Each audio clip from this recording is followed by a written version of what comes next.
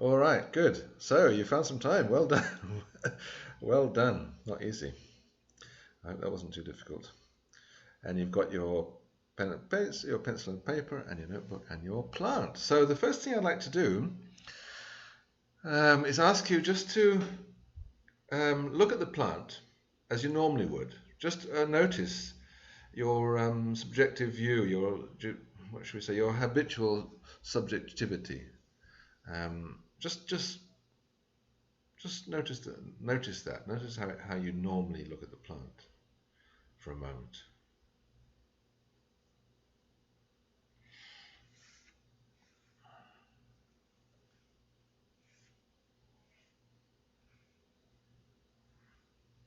You can pause the video now if you want some more time with that. Okay, just to notice how you normally relate to things. Okay, all right. In this case, this plant. Okay, so just pause now if you want to. This first stage, as I say, there are 4 stages, and this is the first one. Goethe called it. Don't worry, you don't have to speak German. I will translate it. But I want to go to the German text all the time because there are little things which we can get out of there which help us. Okay. So the this first stage or phase of the exercise of observing nature is called exakte sinnliche Wahrnehmung. All right. Now that is usually called in English. The English translation, which is most widely used, is exact sense perception, and that's actually quite accurate here. Exact sinnlich is the senses, so that's absolutely correct.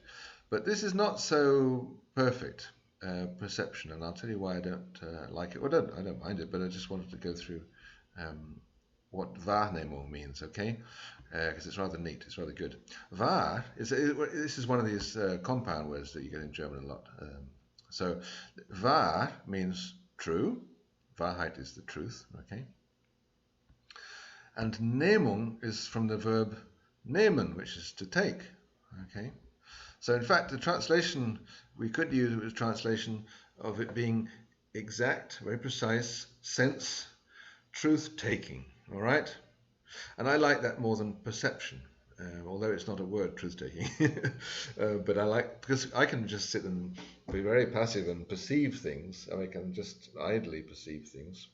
But the activity that we're going to get into now is not at all passive, okay? It's very, very active, okay, inwardly.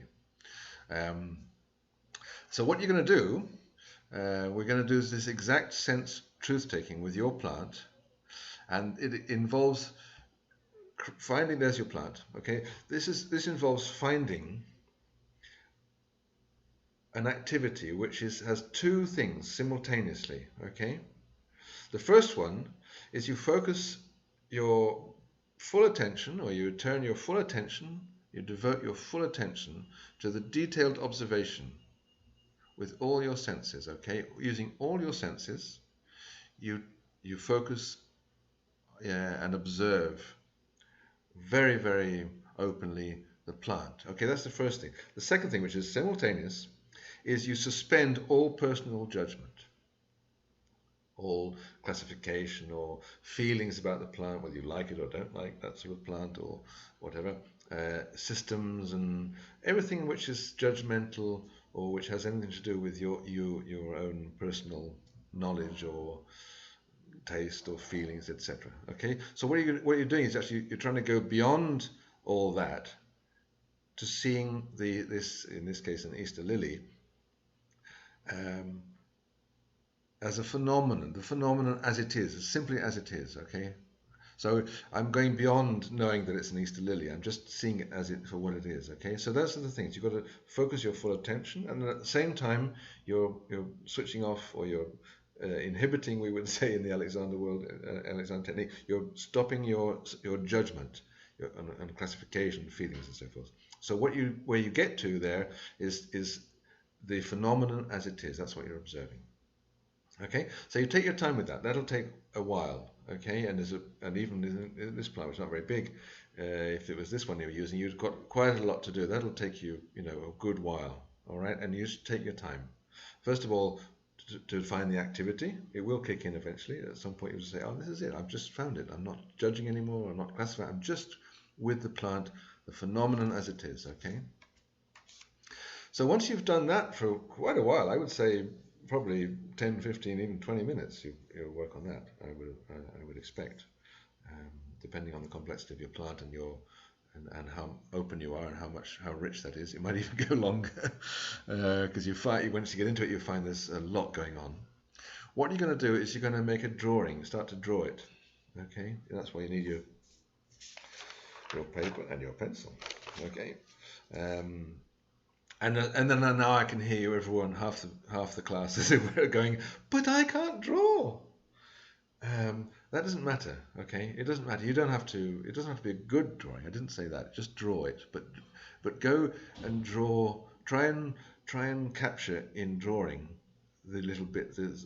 You don't have to draw the whole thing in one beautiful drawing. You can just do one section of it. Just go into the, how this leaf comes off here, okay, or how this little petal curls around.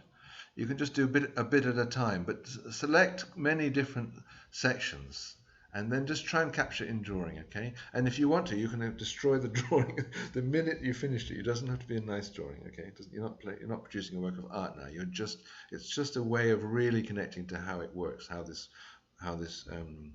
plant is, and drawing is a very, very important thing. But first of all, you do it without the drawing. You get to know the plant, find the right activity of the phenomenon as is, of observing that without judgment, and then when you finish that, you can sort of move on to the drawing bit, okay?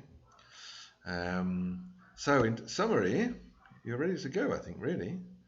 Okay, this is what you're doing in this first section. Observe the plant in detail, letting the facts speak for themselves. Use all your senses. Suspend and go beyond all personal judgment, classification, to simply see the phenomenon as it is. And then you draw the plant and or sections of it. You do all that with real interest, great pleasure, and take your time. Okay, that's the main thing. Okay, however long is the right time, as we also borrowed from open space technology.